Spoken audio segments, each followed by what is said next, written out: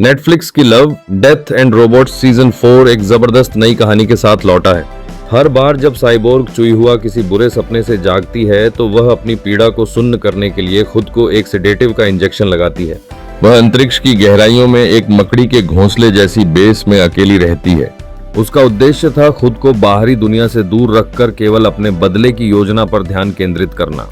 लेकिन एक दिन एक अंतरिक्ष व्यापारी के आने से उसकी योजना बिगड़ गई।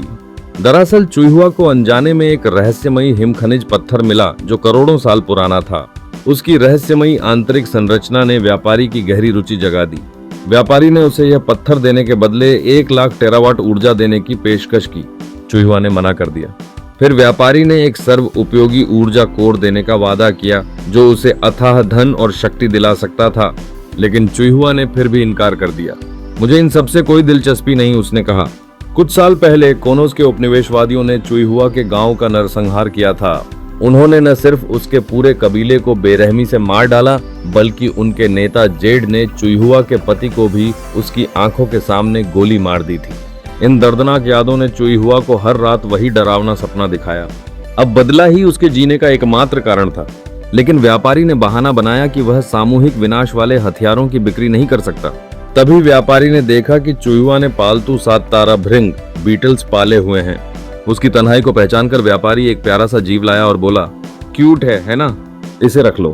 चुईहुआ ने जवाब दिया, हाँ प्यारा है, लेकिन मैं इसे नहीं खरीदूंगी।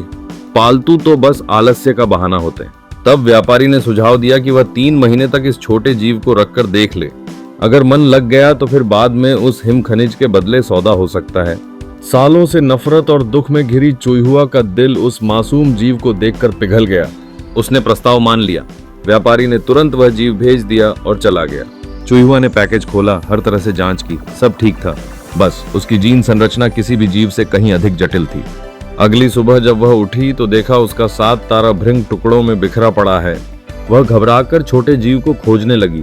तभी उसने देखा कि वह जीव भृंग को निगल चुका था और एक शुद्धिकरण प्रक्रिया से गुजर रहा था। धीरे धीरे उस छोटे जीव की संगत ने चुईहुआ के जख्मों को भरना शुरू किया। उसने उसे एक नाम दिया, शाओबिगा। लेकिन खुशी हमेशा थोड़े समय के लिए ही रहती है। अचानक बेस का अलार्म बज उठा। चुईहुआ भागकर कंट्रोल पैनल पर पहुंची। उसका सबसे बड़ा दुश्मन जेड खुद उसके दरवाजे पर आ चुका था। हेलो लीडिया जेड, उसने कॉम लिंक पर कहा। हमें यकीन था कि तुम मरने के लिए किसी कोने में छुप गई होगी, लेकिन मुझे पता था तुम इतनी आसानी से नहीं मरोगी। मैंने तुम्हें कितनी बार मारा है? 11 बार। और अब मैं आया हूं इस खेल को खत्म करने के लिए। जेड को हिम खनिज के बारे में भी पता चल चुका था। अपने दुश्मन को देखकर चुईहुआ के अंदर की आग फिर भड़क उठी। उसने तुरंत पूरी ताकत से हमला किया। मैं मर भी जाऊं तो कोई बात नहीं, लेकिन तू जरूर गिरेगा। उसने जेड के जहाज पर जहरीला गैस बम दागा। जहाज के लोग धूल बनकर उड़ गए और जहाज धराशायी हो गया। लेकिन जेड अपनी सुरक्षा कवच की वजह से बच निकला। वह चुपके से बेस में घुस गया। चुईहुआ ने अचानक उस पर हमला किया, लेकिन ताकत में दोनों बहुत असमान थे। जल्दी ही जेड ने उसे पकड़ लिया और दीवार से पटक दिया। लड़ाई में बेस का एक बड़ा हिस्सा फट गया और हवा का तेज बहाव उन्हें लगभग अंतरिक्ष में खींच ले गया। लेकिन अंतिम पल में चुईहुआ सुरक्षा कक्ष में कूद गई और शाओबिगा को साथ ले गई। हालांकि अब ऑक्सीजन और खाने का ज्यादातर भंडार खत्म हो चुका था। उनके पास कुछ ही दिन बचे थे। चुईहुआ ने शाओबिगा को देखा और उसका दिल टूट गया। बदला तो पूरा हो गया था, लेकिन अब उनकी मौत तय थी। तभी शाओबिगा ने धीरे से चुईहुआ का हाथ काटा। अगले दिन व्यापारी फिर बेस पर लौटा। उसने शाओबिगा को वापस ले लिया और उसे हिम खनिज के साथ मिलाकर एक नया जीन संरचना संयोजन बना लिया।